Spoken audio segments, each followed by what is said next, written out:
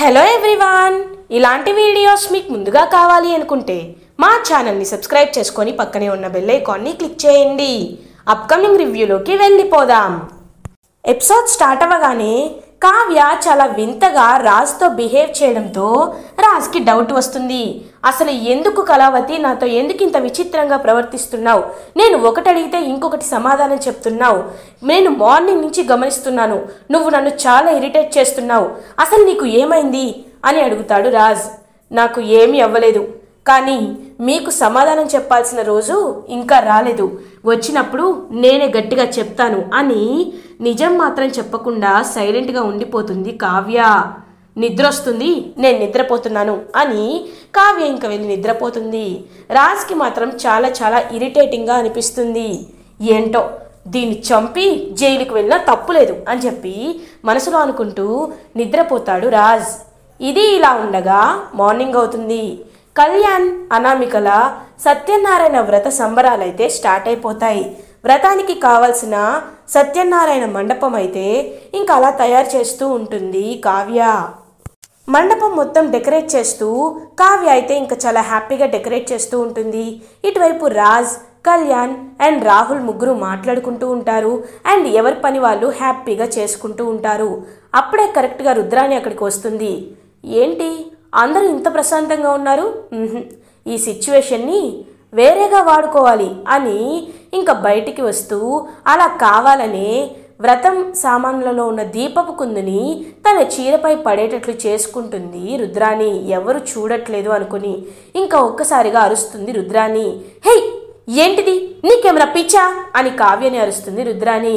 రుద్రాణి గారు, నేనేం చేశాను అని అంటుంది కావ్య. షటప్, ఏమి తెలియనట్టు నాటకాలు ఆడద్దు. కావాలని నువ్వు నా శారీపై ఆ దీపపు కుందిని తోసావు అని అంటుంది రుద్రాణి. రుద్రాణి గారు, మీరు చాలా తప్పుగా అర్థం చేసుకుంటున్నారు. అలా చేయాల్సిన అవసరం నాకు లేదు అని ఇంకా అంటుందన్నమాట పాపం కావ్య. అక్కడే ఉన్న వాళ్ళందరూ ఇంకా అదంతా చూస్తూ ఉంటారు.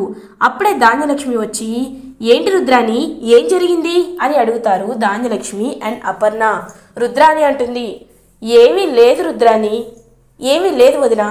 ఇదిగో నేను హ్యాపీగా ఇలా నడుచుకుంటూ వెళ్తుంటే కావాలనే ఈ కావ్య ఓర్చుకోలేక దీపపు కుందుని నా శారీపై పడేటట్లు చేసింది అని అంటుంది రుద్రాణి. ఇంకా వెంటనే కావ్య షాక్ అయిపోతుంది. రాజ్ కూడా అలా ఇంకా చూస్తూ ఉండిపోతాడు.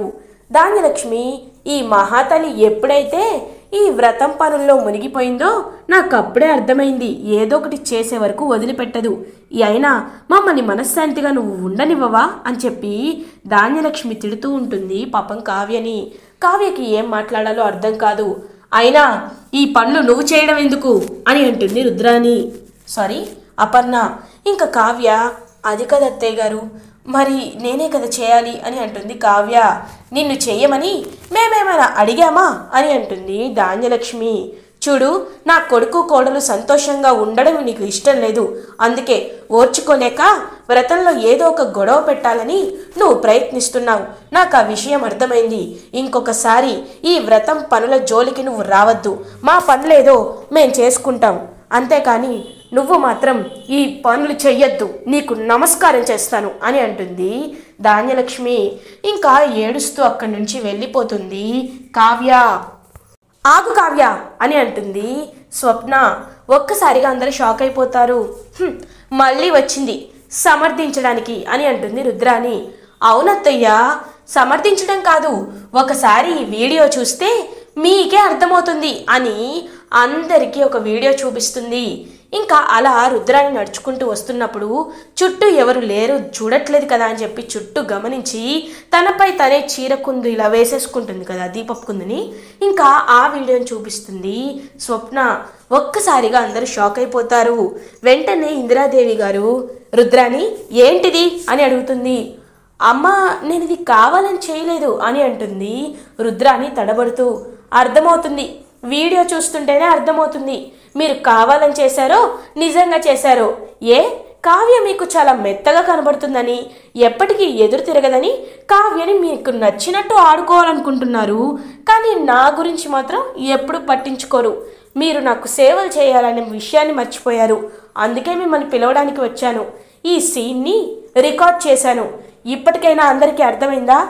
ధాన్యలక్ష్మి గారు, అపర్ణదేవి గారు, సందు దొరికితే చాలు కావ్యని ఎప్పుడెప్పుడు తిడదామా అనే నోట్తోనే ఉంటారు మీరు.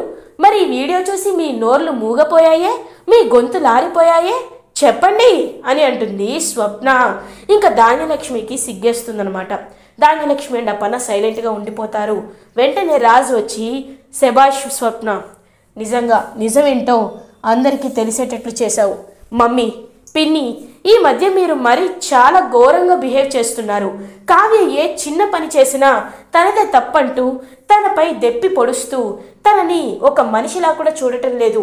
మమ్మీ, పిన్ని, మీరు నాకంటే పెద్దవారు అవ్వచ్చు, కానీ ఏది తప్పు ఎవరు తప్పు చేసినా వాళ్ళకి సరిదిద్దే, వాళ్ళని కరెక్ట్ చేయమని నాకు చిన్నప్పటి నుండి తాతయ్య నాన్నమ్మ నేర్పించారు. కాబట్టి సందు దొరికినప్పుడల్లా మీరు కావ్యని పదే మాటలతో దెప్పి పొడవడం నాకు నచ్చటం లేదు. కావ్యని మీరు ఇంకొకసారి తిడితే నేను క్షమించను అని ఇంకా చెప్తాడనమాట రాజ్. అది కాదు రాజ్ అని అంటుంది అపర్ణ. ప్లీజ్ మమ్మీ, ఈ విషయంలో నువ్వు మాట్లాడినా నాకు నచ్చటం లేదు. అయినా కావ్య నా భార్యను తిడితే నేను ఊరుకోను అని అంటాడు రాజ్. ఇంకా కావ్య ఒక్కసారిగా షాక్ అయిపోతుంది. కావ్య అలా ఎమోషనల్గా చూస్తూ ఉంటుంది రాజు వైపు. నాపై ప్రేమ లేదంటారు, కానీ ప్రేమ ఉన్నట్టే మాట్లాడతారు. మరి ఆ అమ్మాయితో ఎందుకని కలిసి తిరుగుతున్నారు? ఆ అమ్మాయితో బయటకు వెళ్ళి తింటున్నారు, ఐస్ క్రీమ్ తింటున్నారు, తన్ని ఆఫీస్కి కూడా పిలిపించారు. అసలు ఎందుకు ఇదంతా చేస్తున్నారు అని చెప్పి ఇంకా ఆలోచనలో పడుతుంది కావ్య. ఇంకా ఫ్యామిలీ మెంబర్స్ అందరూ చాలా ఆర్గ్యుమెంట్స్లో ఉండేసరికి ఇందిరాదేవి గారు, సరే జరిగింది మర్చిపోదాం, ఇప్పుడు వ్రతం పనులు కానివ్వాలి అని చెప్పి ఇంకా సత్యనారాయణ వ్రతం పనులు అయితే కంటిన్యూ చేస్తూ ఉంటారు.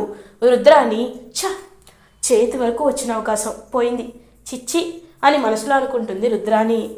ఏంటత్తయ్య గారు, నేను సడన్ షాక్ ఇచ్చానని షాక్ అయిపోయారా? చూడండి, ఇప్పటి నుండి మీ లిమిట్లో మీరు ఉండకపోతే నేను ఇలాగే చేస్తాను అని బెదిరించి అక్కడి నుంచి వెళ్ళిపోతుంది స్వప్న. ఇది ఇలా ఉండగా సత్యనారాయణ వ్రతం అయితే స్టార్ట్ అవుతుంది. కళ్యాణి, అనామిక ఇద్దరు ఇంకా పీటలపై వచ్చి కూర్చుంటారు. పంతులు గారు ఇంకా కథలని వివరిస్తూ ఇంకా అందరికీ సత్యనారాయణ వ్రతం కథలు అయితే చెప్తూ ఉంటారు. అందరూ చాలా హ్యాపీగా ఆ కథలన్నీ వింటూ ఉంటారు. అప్పుడే మధ్యలో ఇంకా రాజుకి అయితే కాల్ వస్తుంది. వెంటనే అది గమనిస్తుంది కావ్య కూడా. రాజు వెంటనే బయటికి వెళ్ళిపోతాడు. కావ్య కూడా రాజు వెనకాల వెళ్తుంది. హలో శ్వేత, నీ గురించే ఆలోచిస్తున్నాను, చెప్పు, ఇలా కాల్ చేసావేంటి అని అంటాడు రాజ్. నాకు ఇమ్మీడియట్గా సొల్యూషన్ కావాలి, లేకపోతే చావు తప్ప నాకే మార్గం దొరకటం లేదు అని అంటుంది శ్వేత, నేనున్నాను కదా, నీకేమీ అవ్వదు, నీకు నేనున్నాను, నేను నిన్ను చూసుకుంటాను, నువ్వేమీ కంగారు పడద్దు, రేపు నీ ప్రాబ్లంకి ఖచ్చితంగా సొల్యూషన్ చూపిస్తాను, మన సమస్యకి ఫుల్ స్టాప్ నేను తీసుకువస్తాను అని చెప్పి కాల్ కట్ చేస్తాడనమాట రాజ్. వెనక్కి తిరిగి చూసేసరికి అక్కడ కావ్య ఉంటుంది. ఒక్కసారిగా షాక్ అయిపోతాడు రాజ్. ఏంటండి, ఎవరితో మాట్లాడుతున్నారు అని అడుగుతుంది కావ్య. అది చెప్పాల్సిన అవసరం నాకు లేదు అని అంటాడు రాజ్. కానీ తెలుసుకోవాల్సిన అవసరం నాకు ఉంది. నేను మిమ్మల్ని ఒక విషయం అడగాలి అనుకుంటున్నాను. మీరు నా దగ్గర ఏదైనా దాచిపెడుతున్నారా అని అంటుంది కావ్య. ఒక్కసారిగా షాక్ అయిపోతాడు రాజ్. నేనెందుకు దాచిపెడతాను అని అంటాడు రాజ్. మరి ఎందుకంత టెన్షన్ పడుతున్నారు అని అడుగుతుంది కావ్య. చూడు, అదంతా నీకు అనవసరం, కానీ నువ్వు నాకు ఒక సహాయం చేయాలి అని అంటాడు రాజ్. ఏంటది అని అడుగుతుంది కావ్య. కానీ మనసులో ఒకవేళ విడాకుల పేపర్స్పై సంతకం పెట్టమంటారేమో అని మనసులో అనుకుంటూ చాలా బాధపడుతూ ఉంటుంది కావ్య. అదంతా ఇప్పుడు చెప్పడం కుదరదు, కానీ రేపు నువ్వు నాతో పాటు రావాలి అని చెప్పి అక్కడి నుండి వెళ్ళిపోతాడు రాజ్. కావ్య చాలా బాధపడుతూ ఉంటుంది. కావ్య కళ్ళల్లో నుండి కన్నీళ్లు వస్తూ ఉంటాయి. ఖచ్చితంగా నన్ను విడిపోవడానికే ఇదంతా చేస్తున్నారు, నేనిప్పుడు ఏం చేశానని, నాకు ఎందుకు దేవుడు ఇంత అన్యాయం చేస్తున్నాడు అని చాలా బాధపడుతూ ఉంటుంది కావ్య. ఇది ఇలా ఉండగా మార్నింగ్ అవుతుంది. రాజ్ చాలా నీట్గా రెడీ అవుతాడు. కావ్య చాలా డల్గా ఉంటుంది. ఏంటి మొహం అంతా అలా పీక్కుపోయింది, ఒంట్లో బాలేదా అని అడుగుతాడు రాజ్. నేను ఎలా ఉంటే మీకెందుకులేండి, మీరు ఎప్పుడైనా పట్టించుకున్నారా అని అంటుంది కావ్య. ఇదిగో ఇలాంటి మాటలే నాకు నచ్చవని చెప్పాను. గుర్తుందిగా, ఇవాళ బయటికి వెళ్ళాలంటున్నాను. మరి నువ్వు వచ్చే పరిస్థితిలోనే ఉన్నావా అని అడుగుతారు రాజ్. నేను వచ్చే పరిస్థితిలో ఉన్నా లేకపోయినా మీరు నన్ను బలవంతంగా అయినా తీసుకువెళ్తారు కదా, అందుకే వస్తాను అని అంటుంది కావ్య. ఏంటో ఏం మాట్లాడుతున్నావో ఏమీ అర్థం కావట్లేదు. సరే నేను కారులో ఉంటాను, త్వరగా రా అని వెళ్ళిపోతాడు రాజ్. ఇంకా పాపం కృష్ణుడి దగ్గరికి, తను ఎప్పుడూ నమస్కరించే కృష్ణుడి బొమ్మ ఉంటుంది కదా, ఇంకా కృష్ణుడి దగ్గరికి వస్తుంది కావ్య. స్వామి, ఆయన నన్ను ఎక్కడికి తీసుకువెళ్తున్నారో తెలీదు, అసలు ఏం జరగబోతుందో కూడా నాకు తెలియదు. కానీ నేను ఆయనతోనే జీవితాంతం ఉండాలి అని అనుకుంటున్నాను. ఆయన నన్ను భార్యగా స్వీకరించినా ఇంచకపోయినా నేను మాత్రం తన్ని భర్తగానే అనుకుంటున్నాను. నా భర్త నుంచి నన్ను దూరం చెయ్యొద్దు స్వామి, దూరం చెయ్యొద్దు అని చెప్పి ఇంకా కృష్ణుడికి మనస్ఫూర్తిగా నమస్కారం చేసుకొని అలా బయటికి బయలుదేరుతుంది కావ్య. ఎక్కడికి వెళ్తున్నావు అని అడుగుతుంది అపర్ణాదేవి. ఆయన నన్ను ఎక్కడికో తీసుకువెళ్తానంటున్నారు అని అంటుంది కావ్య. తీసుకువెళ్తే పేరు చెప్తాడు కదా అని అంటుంది రుద్రాణి. తెలీదు రుద్రాణి గారు, నాకు వివరాలు చెప్పలేదు, చెప్తే మీకే ఫస్ట్ వచ్చి చెప్తాను అని అక్కడి నుంచి వెళ్ళిపోతుంది కావ్య. ఈ కావ్యకి బాగా పొగరెక్కువైంది అని మనసులో అనుకుంటుంది రుద్రాణి. హలో అత్తయ్య గారు, మిమ్మల్నే. ఏంటి ఇంకా ఇక్కడే ఉన్నారు, నాకు జ్యూస్ చేయండి అని అంటుంది స్వప్న. నాకు దీని గోల ఎక్కువైపోయింది అని మనసులో అనుకుంటూ అక్కడి నుంచి వెళ్ళిపోతుంది రుద్రాణి. రాజ్ కావ్య ఇద్దరు కారులో వెళ్తూ ఉంటారు. ఏవండి, ఇప్పటికైనా ఒకసారి మీ మనసు అని అంటుంది కావ్య. చూడు కళావతి, ఏది మాట్లాడినా పని పూర్తయ్యాక మాట్లాడు, ఎందుకంటే ఇప్పటికే నాకు చాలా టెన్షన్గా ఉంది అని అంటాడు రాజ్. అది కాదండి, ఒకసారి నేను చెప్పేది వినండి, నా మనసులో మాట మీకు చెప్పాలి అని అంటుంది కావ్య. చూడు కళావతి, నీ మనసులో మాట నాకు ఎప్పుడైనా చెప్పచ్చు, కానీ పని పూర్తవడం ముఖ్యం అని చెప్పి కారు ఆపుతాడు. ఒకవేళ కోర్టు వచ్చేసిందేమో అని పాపం బయటికి చూస్తుంది కావ్య. చూసేసరికి ఒక ఇల్లు కనబడుతుంది. ఏంటి ఇక్కడికి తీసుకువచ్చారు అని ఆశ్చర్యపోతుంది కావ్య. రా అని చెప్పి లోపలికి తీసుకువెళ్తాడు. ఎక్కడికి తీసుకువచ్చారు అని అడుగుతుంది కావ్య. కళావతి, కాసేపు సైలెంట్గా ఉండు, వెళ్దాం రా అని చెప్పి ఇంకా లోపలికి తీసుకువెళ్తాడు. అప్పుడే ఇంకా శ్వేత అయితే ఇద్దరి కోసం కాఫీ తీసుకొని వస్తుంది. శ్వేతను చూసి షాక్ అయిపోతుంది కావ్య. కళావతి, తను నా ఫ్రెండ్ శ్వేత, అదే నువ్వు మొన్న ఆఫీస్లో చూసావు కదా అని అంటారు రాజ్. చూశాను, కొంతమందిని మర్చిపోవాలన్నా మర్చిపోలేంలేండి, అయినా నన్ను ఇక్కడికి ఎందుకు తీసుకువచ్చారు అని అడుగుతుంది కావ్య. కళావతి, నేను చెప్పేది అని రాజ్ అంటాడు. రాజ్, నువ్వు ఆగు, నేను చెప్తాను. హలో, ఐఎమ్ శ్వేత. నేను రాజ్ చిన్నప్పటి నుండి బెస్ట్ ఫ్రెండ్స్. నాకు ఎలాంటి ప్రాబ్లం వచ్చినా చిన్నప్పటి నుండి రాజ్కే చెప్పేదాన్ని. రాజ్ నాకు సొల్యూషన్ చూపించేవాడు అని నవ్వుతూ చెప్తుంది శ్వేత.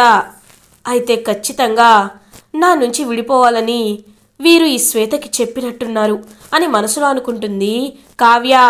సో అనుకోకుండా నాకు ఒక ప్రాబ్లం వచ్చింది. మాకు పెళ్ళై 2 months అవుతుంది. తన పేరు శేఖర్. మొదట్లో బాగానే ఉండేవాడు, కానీ ఇప్పుడే చెడలవాట్లకి బాగా బానిసయ్యాడు. నన్ను సరిగ్గా పట్టించుకోవటం లేదు. నేను ప్రేమగా మాట్లాడినా తను నా వైపు కనీసం కన్నెత్తి కూడా చూడటం లేదు. ఒకరోజు ఏంటా అని ఫాలో అయ్యి చూశాను. అప్పుడే ఒక అమ్మాయితో క్లోజ్గా ఉండడం నేను గమనించాను. ఆ అమ్మాయికి ఇంకా బాగా డబ్బులున్నాయంట, కోటీశ్వరాలంట. అందుకే తన్ని పెళ్లి చేసుకోవాలి, నువ్వు నాకు విడాకులు ఇవ్వని నన్ను ఫోర్స్ చేస్తున్నాడు.